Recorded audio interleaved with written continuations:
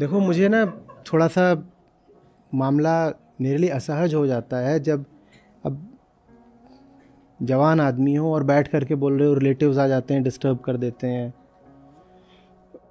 न बच्चे हो न कि बूढ़े हो गए कि आश्रित हैं, अब तो हम दूसरे लोग देखभाल करेंगे। उसके बाद आकर के अपनी बेचारगी जाहिर कर रहे हो। जैसे ही ऐसा कर देते हो मैं उसी समय उखड़ जाता हूँ। लाचार हो नहीं, लाचार बना बैठा हो, उसका क्या कोई उपचार कर देगा। मैं दीन हूँ, मैं दुर्बल हूँ, तो हो फिर जाओ, मैं क्या करूँ।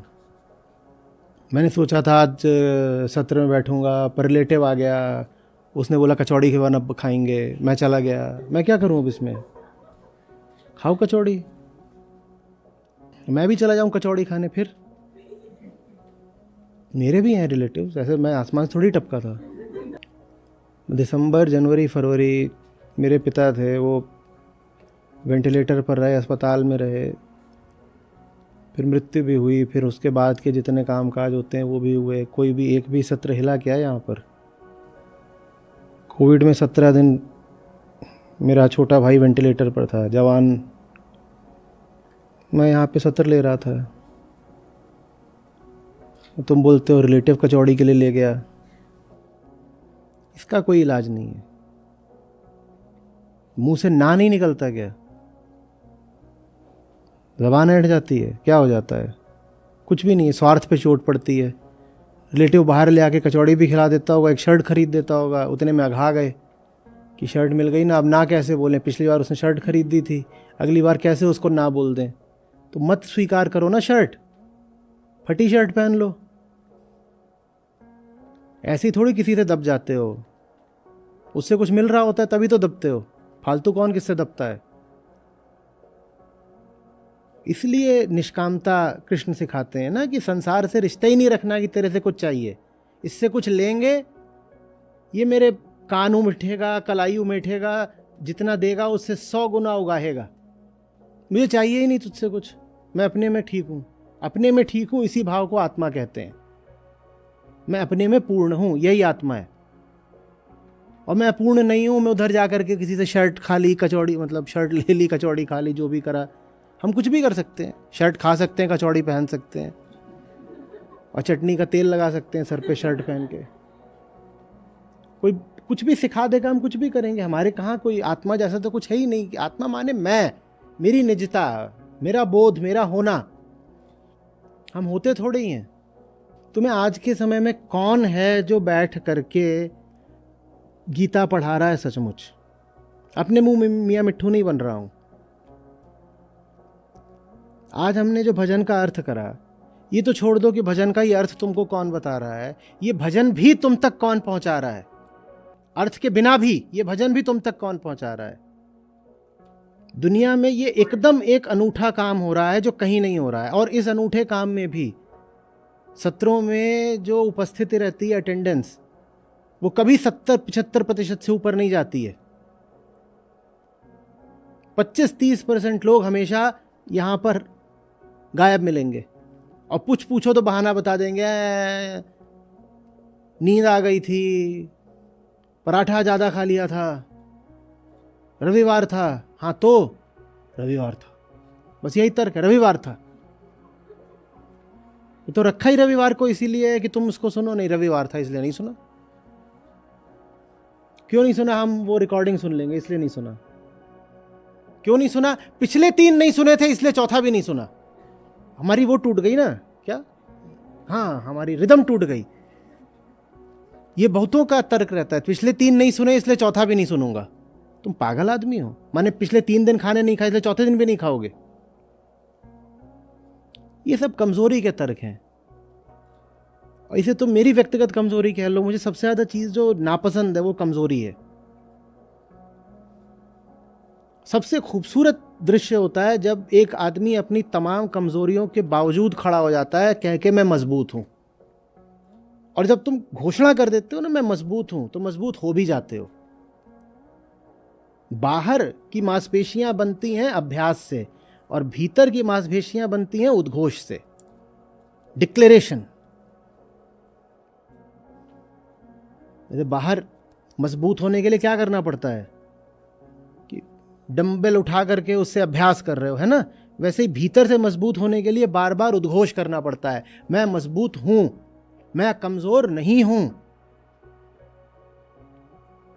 और उसका उल्टा अगर बोलोगे तो फिर उल्टा भी हो जाएगा। उपनिषद कहते हैं ना, जिस बात का मुक्ति का तुम यदि मान रखोगे तो तुम मुक्त हो, और बंध का मान रखोगे तो बंधन में हो। और इतना और बता देता हूं, कमजोरी पकड़ के रखोगे तो इतना ही नहीं होगा कि एक दिन यहां से छिटक जाओगे, एक दिन ये होगा कि मेरे धुर विरोधी बन जाओगे। आज जो लोग मुझसे सबसे ज्यादा नफरत करते हैं, ये वो लोग हैं जो अपनी कमजोरियां नहीं छोड़ पा रहे। ये चूंकि अपनी कमजोरियां नहीं छोड़ पा रहे, इसीलिए ये अपने आप से नफरत करते हैं। ये मुझसे थोड़ी नफरत कर रहे हैं, उनकी नफरत अपने आप से है। और मैं उनके लिए इसलिए बुरा हूं क्योंकि मैं उन्हें दिखाई दे रहा हूं कि तुम कमजोर हो, और तुम नाहक कमजोर हो। ये तुम्हारा स्वार्थ है कि तुम कमजोर बने हुए हो। एक दिन तुम ही होगे जो कहीं पर जाकर के कुछ मेरे खिलाफ कुछ उल्टा पुल्टा कर रहे होगे। यहां बहुत हुए हैं जो कभी इस कमरे में होते थे और आज खतरनाक दुश्मनी कर रहे हैं। या तो इस स्क्रीन पर होने के लायक बनो, या तो इन कुर्सियों पर बैठने के काबिल बनो, नहीं तो मुझसे आप सिर्फ दूर नहीं होगे, मैं बार बार बोल रहा हूं, आप मेरे भयानक विरोधी बनोगे। भयानक माने अपनी नजर है भयानक, मुझे कौन सा फर्क पड़ना है आप क्या कर रहे हो। 4 बार यहां नहीं आओगे तो ये थोड़ी बोलोगे उसके बाद कि मैं नालायक था इसलिए मैंने कोर्स छोड़ दिया। कोई ये बोलता है? 4 बार यहां नहीं आओगे उसके बाद बोलोगे अरे ये आचार्य जी फालतू बातें करते थे इसलिए मैंने छोड़ दिया, आज से मैं इनका विरोधी हूं। 4 बार यहां नहीं हो उसके बाद छोड़ दोगे, कोई पूछेगा आप क्यों नहीं हो वहां पे, तो ये बोलोगे क्या कि तुमने इसलिए छोड़ा क्योंकि तुम नालायक थे? बोलो, कोई ये स्वीकार करता है? 4 बार नहीं आओगे उसके बाद कहोगे अरे मैंने छोड़ दिया क्योंकि बेकार की बातें बता, समय खराब करते थे, पैसा लूटते थे, मैंने इसलिए छोड़ दिया। मजबूरी बन जाएगी तुम्हारी कि विरोधी करो। कमजोरी बहुत बड़ा गुनाह होती है, बिना बात की कमजोरी। क्या रिलेटिव्स आके बोल गए, उससे पहले वाले क्या बोले थे, क्या हो गया था, बॉस आकर के बोल जाते हैं, बहुत पुरानी बातें याद दिला जाते हैं। बॉस भी नहीं, कलीग्स। क्या चल रहा है ये? जैसे चेहरा होता है ना, जैसे चेहरा बता देता है कि करुणा है चेहरे पे, और वो चेहरा पशु भी समझ जाते हैं। आप आनंदित हैं और आप ऐसे व्यक्ति हैं जो प्रेम रखता है, तो आप पाएंगे पशु भी आपकी ओर ज़्यादा आते हैं। वैसे ही चेहरे पर यह भी लिखा जा सकता है यहाँ पर, नो नॉनसेंस, मेरे साथ बकवास नहीं। उसके बाद कुछ बातचीत की ज़रूरत नहीं पड़ती, आपकी आंखें काफ़ी होती हैं। ये मेरी माँ ने सिखाया था मुझे। सार्वजनिक जगहों पर मुझे कुछ बोलती नहीं थी, बस मुझे देख देती थी ऐसे, मैं समझ जाता था कि बेटा तुम्हारे पास आंखें नहीं है क्या? कोई आए उल्टी पुल्टी बात करें बस उसको देख लो। आंख में वो आग होनी चाहिए ना कि बस भस्मी हो जाए वो। जिम जाते हो? इसलिए पूछ रहा हूं कि तुम्हारे कंधे दिख रहे हैं। कोई जवान आदमी के कंधे नहीं है। ये मुस्कुराने की बात नहीं है बेटा, आप जिंदगी खराब कर रहे हो। मन की कमजोरी, तन की कमजोरी, कहाँ जाओगे? अब उसके बाद तुम कमजोरी बताओगे तो तुमसे कैसे सहानुभूति रखें? अज्ञान से भी बड़ी समस्या है दुर्बलता, क्योंकि दुर्बलता ना अपना ही कॉन्सेप्ट है, मैं दुर्बल हूं। यहां से थोड़ी दुर्बल होता है आदमी, पहले यहां से दुर्बल होता है। इसलिए बोला ना, भीतर से, यहां छाती से उद्घोष चाहिए होता है, नहीं स्वीकार है दुर्बलता। वो अस्वीकार जब तक नहीं आएगा, विद्रोह, तब तक कुछ नहीं हो सकता बेटा। मुंह लटकाए कमजोर बने घूमने का तो कोई इलाज नहीं है, बल्कि उस कमजोरी के फायदे भी बहुत है। तुम जितने कमजोर रहोगे, तुम्हें इधर उधर से आकर के बहुत सारी मिल रही है ना, सहायता योजनाएं चलती हैं ना, परिवार में भी चलती हैं, समाज में भी चलती हैं, सरकारी भी चलती हैं कि दुर्बलों के लिए सहायता योजना। तो अच्छा लगता है, हम बीमार हैं, कमजोर हैं, हम तो हमें कुछ ना कुछ आप लोग सहायता मुआवजा वगैरह दिया करिए, वो मिलता रहता है। घर में बच्चा बीमार हो जाता है तो मान लो 2-3 बच्चे हैं, तो माँ जो बीमार वाला है उसको दूसरों के हिस्से का भी थोड़ा खाना ज़्यादा दे देती है। बीमारी के बड़े फायदे हैं। घर में कोई काम आता है, जो बीमार है उसको दिया जाता है कभी? बीमारी के बड़े फायदे हैं, तो अपने आप को कमज़ोर घोषित करने के कितने ही तो लाभ हैं। किसी को कोई काम नहीं करना होता, तुरंत फ़ोन पे क्या बोलता है, मैं तो बीमार हूं। बीमारी कुछ भी हो सकती है, कौन नापने जाएगा तुम्हारी बीमारी? और कोई बीमारी नहीं बतानी तो ये बता दो सर दर्द है। आज तक कोई मशीन ही नहीं बनी जो सर दर्द नापती हो। वास्तव में दर्द नापने की मशीन तो कोई होती नहीं। कुछ भी बोल दो, मेरे छाती में दर्द है, सर में दर्द है, पीठ में दर्द है, पेट में दर्द है। कौन नाप सकता है कि दर्द है भी कि नहीं है? बोल दो दर्द है, बस काम चल गया। बाहर जो कुछ भी है ना, उसके सामने कभी ना कभी तो आंखें तरेरनी होती ही हैं, और ऐसे थोड़ा चौड़ी छाड़ी के साथ खड़ा होना होता ही है। दुबक के सहम के तो पीछे हटना कभी एकाध किसी मौके की नीति हो सकती है। वो तुम्हारे जीवन का सूत्र थोड़ी हो सकता है कि कुछ सामने आए पीछे हट गए। पीछे हटा भी जाता है तो ऐसे हटा जाता है, बॉक्सिंग रिंग में देखा है, दो बॉक्सर्स होते हैं, उनमें से कई बार एक पीछे हटता है, पीछे हटते फिर अचानक वो क्या करता है, पट से मारता है। और पीछे हटते ही जाए तो क्या करेगा? नहीं, रस्सी है, रस्सी पे कूद जा, नीचे गिर जा, और चार लोगों से बोल मुझे टांग के ले चलो, मैं तो दुर्बल हूं। आगे भी जो प्रश्न हो ना, जो इसी थीम पर हो कि मैं क्या करूं, मुझसे होता नहीं, वो सारे प्रश्न एक ही हैं।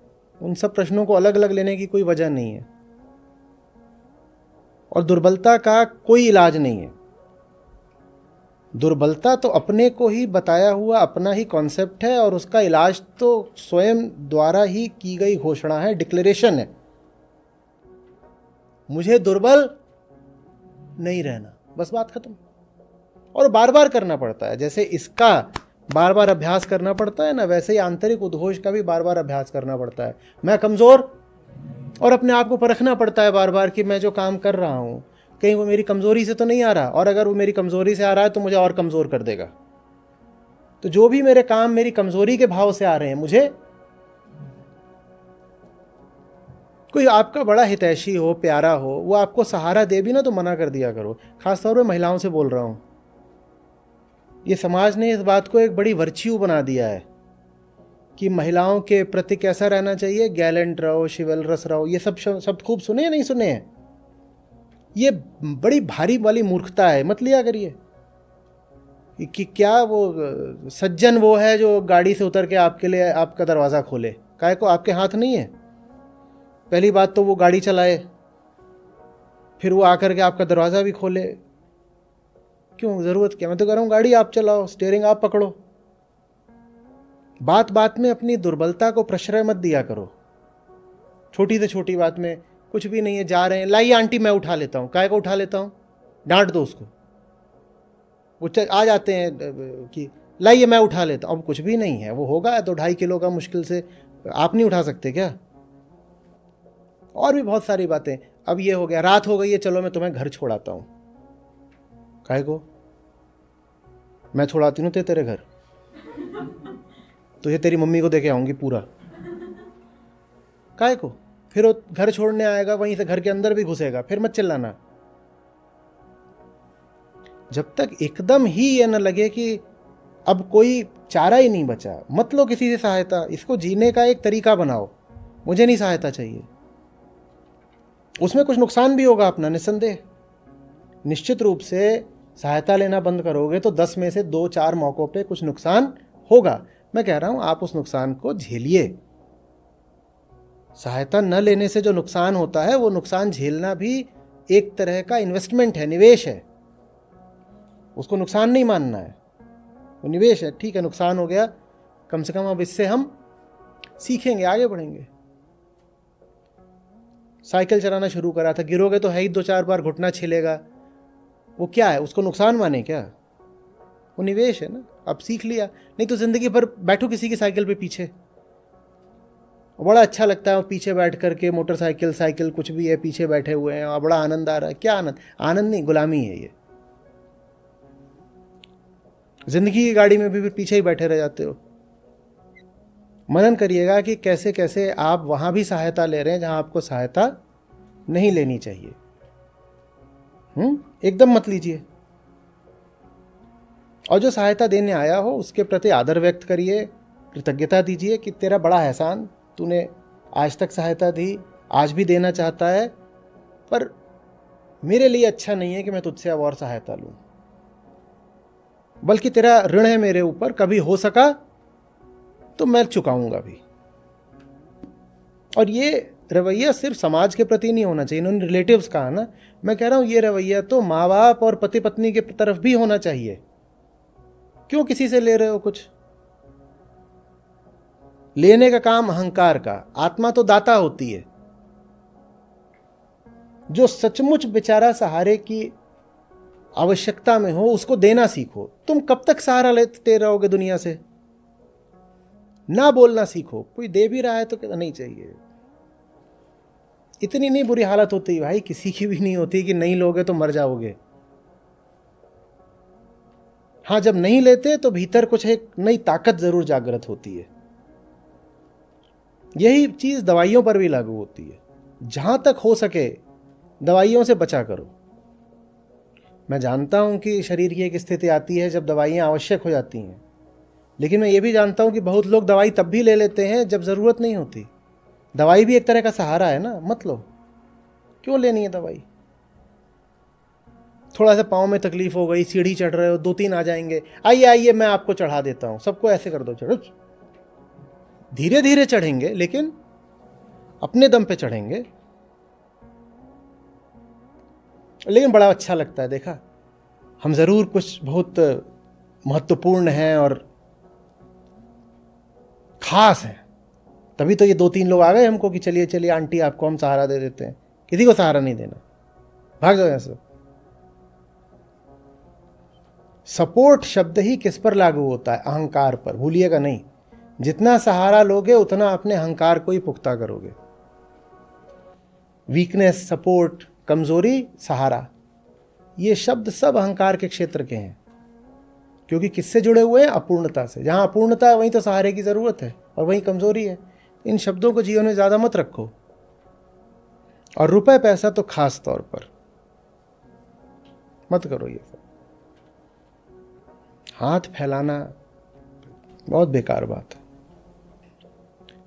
पहली बात तो अपनी ज़रूरतें कम रखो कि हाथ ना फैलाना पड़े, और मेहनत ज़्यादा रखो कि जितनी भी हमारी कम ज़रूरतें हैं उनके लिए तो हम खुद ही प्रबंध कर लेंगे।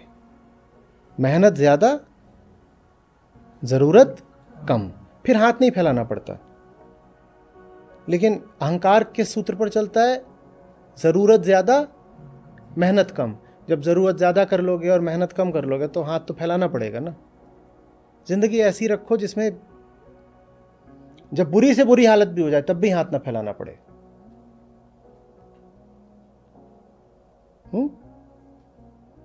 दाता बनो, गिवर, दिल बड़ा रखो, हमेशा देने का भाव रहे। लेने का ख्याल बिल्कुल नहीं। लेने का ख्याल बहुत बड़ी गुलामी होती है। जिससे लेने लग गए ना, फिर उससे दबना पड़ता है। सबका काम चल जाता है, कुछ नहीं हो जाता। जहां कहीं से भी तुम्हें जिस भी तरह का सहारा मिलता हो, भावनात्मक सहारा, आर्थिक सहारा और कोई भौतिक सहारा, जो भी तुम्हें सहारे मिलते हो, एक बार आजमा कर देखो। आप बहुत मजबूत हो, आपका काम चलेगा उनके बिना। और इतना ही नहीं है, आप ऐसे हो जाओगे कि आप दूसरों को सहारा दे पाओगे। कमजोरी बस अपना कॉन्सेप्ट होती है, समझो न इस बात को। 5वीं बार बोल रहा हूं, मान्यता है कमजोरी, स्वयं का ही गढ़ा हुआ सिद्धांत है कमजोरी। कमजोरी में कोई वस्तुता थोड़ी ही होती है, फैक्ट नहीं है कमजोरी। यहां की कमजोरी फैक्ट हो सकती है, यहां की नहीं होती। यहां की अपने हाथ में बात होती है। मानोगे तो है, नहीं मानोगे तो नहीं है। 9 से 4 की जॉब। तुम तो एक मामले में कितने किस्मत वाले हो। इतनी किताबें तुमको बताया करते हैं, इधर उधर संस्था में कभी आता रहता है, किताबें पढ़ो भाई। घंटे 1.5 घंटे आराम से मेहनत करो, जिम जाओ। कहीं जा नहीं सकते तो घर में ही कर लो, 2 डंबल खरीद लाओ, घर में ही सब कुछ हो जाएगा। खेलो, जिस दिन सत्र हो सत्र में बैठो। मतलब पता नहीं क्या क्या करा जा सकता है जिंदगी में। करने से ज्यादा सोचने में ज्यादा समय बीतता है। क्या सोचते हो? मतलब ये काम करना है, ये करना है, फिर ये करना है सर। लाइक अभी जिम स्टार्ट करता हूँ, तो फिर उसमें सोचने में मेरे को 6 महीने हो गए, अभी तक मैंने स्टार्ट नहीं किया। गिटार सीखना है तो गिटार के लिए गिटार लेके आ गया, लेकिन अभी तक मैंने कोचिंग ज्वाइन नहीं की। फिर जो सोच दिमाग में आता है कि अब तेरे पास टाइम कहाँ है जो तू गिटार भी सीख लेगा। लाइक